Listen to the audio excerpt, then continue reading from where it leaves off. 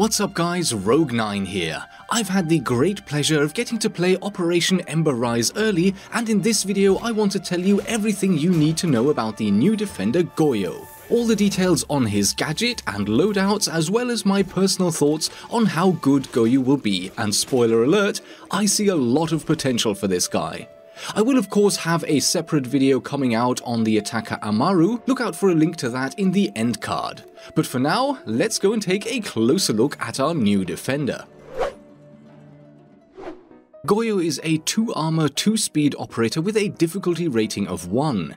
He brings with him 3, yes that's 3, of the freshly reworked deployable shields with the added twist of an explosive jerry can attached to the back, and with this gadget I would class him as an entry denial or delay operator. His loadout options consist of Mira's Vector 45, except with the brand new option of attaching the extended barrel, Kaed's TCSG-12 slug shotgun, and Hibana and Echo's P229 pistol. So yes, once again, we are looking at recycled weapons. I personally love breaking down all the nitty-gritty details of the new guns in Siege, but at the same time, I almost have to say that I understand the move towards reusing existing guns. We already have 100 primary and secondary weapons in the game, and that's not counting the special weapons like grenade launchers or throwables. From a rational standpoint, there comes a time when adding one more SMG that is 2 points damage above average but with 13% slower fire rate doesn't really add anything to the game itself. So yeah, no new guns this season, and as much as that's a disappointment, I get it, and I think we need to get used to seeing this more going forward. One thing that is interesting to note about Goyo's loadout is that the TCSG-12 does of course have the option of attaching an ACOG, and so this is the first time in a long while that we're getting a 2-speed defender with access to an ACOG. At least that's something, I guess. Now let me tell you about the Volcan shields and how they interact with all the other gadgets in the game. First of all, they are deployed just like all the other shields in the game, and from the front they look exactly the same. They come with the same bulletproof glass slits that will also become part of the standard shields going forward, and you can also electrify them. Shooting the can on the back will set off an explosion that causes 34 damage to level 2 armor opponents, and if the scaling is kept the same as with all other explosives, the damage to level 1 armor should be 40 points and 30 to level 3 armors. Once that explosion has gone off, a fire effect similar to Capitao's bolts is released. The area of effect looks to be the same, and the tick damage of 12 points per tick and 3 ticks per second, so 36 damage per second, is also the same with Capitao. Even though the area of effect size is the same, the propagation for the Vulcans is instant instead of growing gradually. The effect for Goyo also lasts 2 seconds longer than with Capitao and 1 second longer than Smoke's gas canisters, which does make the Vulcans quite useful in slowing down attackers.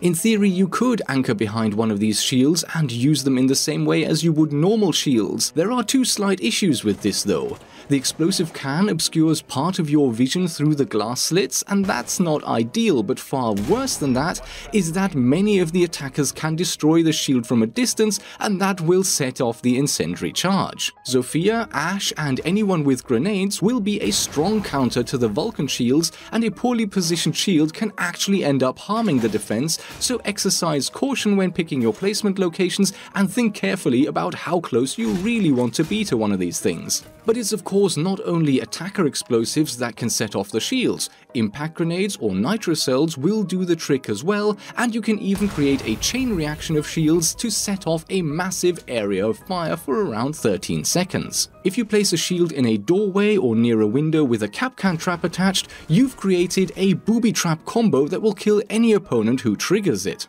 Maestro is another operator that will combo extremely well with Goyo, since his Evil Eye can be used to trigger the explosives from relative safety, and unless the attackers have a way of clearing out the shield first, this defensive setup can be a really tough nut to crack. In terms of the lineup of attackers that can deal with the shields, Twitch and Thatcher might also come to mind, but we tested both of their gadgets thoroughly, and neither the drones nor the EMP grenades are able to detonate the fire cans.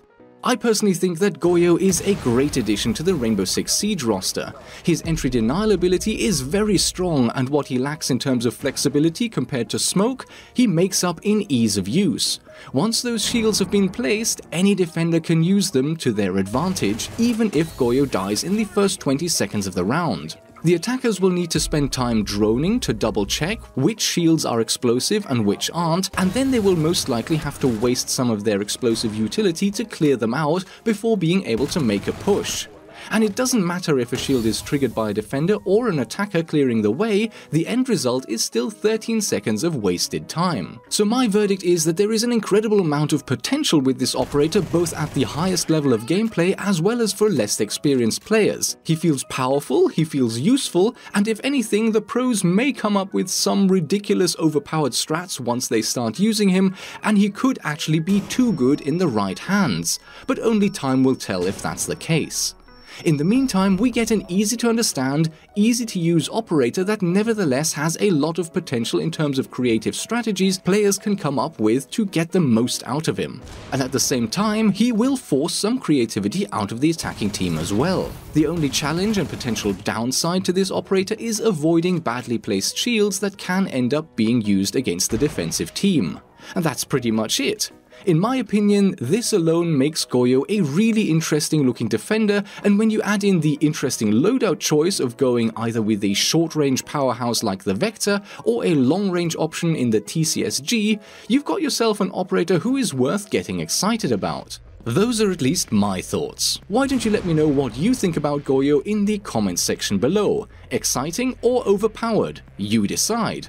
If you haven't seen my Amaru assessment yet, link to that video is coming right up now, and with that, thank you for watching, I hope you enjoyed the video, and I will see you in the next episode.